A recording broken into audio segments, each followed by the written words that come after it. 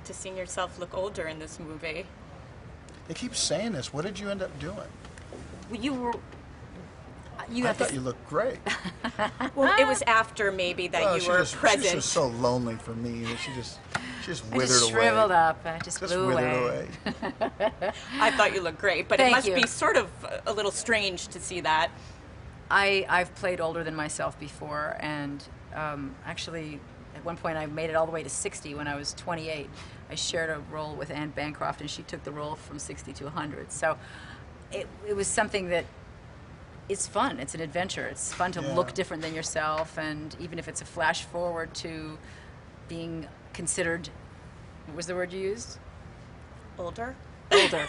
It's then almost you easier know, to act when you're. it's better when than you being look like dead. something So else. I'm just looking at the positives. It is. I think it's almost easier to act when you put on other things. You know, we've always gotten paid for our own essence.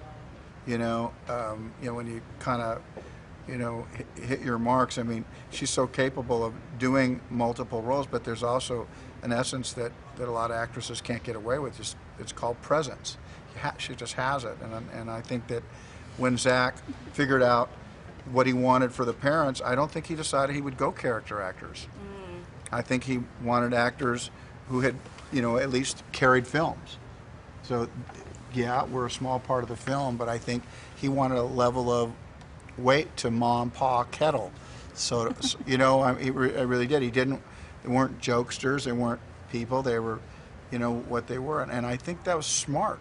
This guy's he's smart about a lot of stuff, Zach.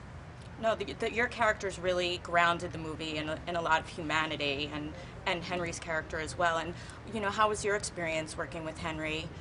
It was good. He did all the hard work, which was he got himself into shape. That's not easy. And to do that's a 6-month-long movie. That kid suffered.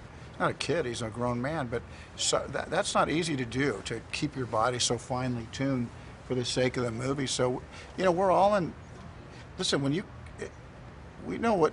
Sometimes every movie has its problem. This movie had a problem. Who's going to play Superman?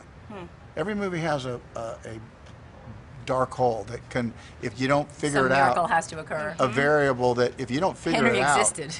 you're going to have a problem with the movie. Right. And if you don't find Superman, you have a problem with this movie. It doesn't matter what we have done. That could have all been gone away in a second the moment he hits the screen. And do you feel that the problem was adequately solved, more so in this movie?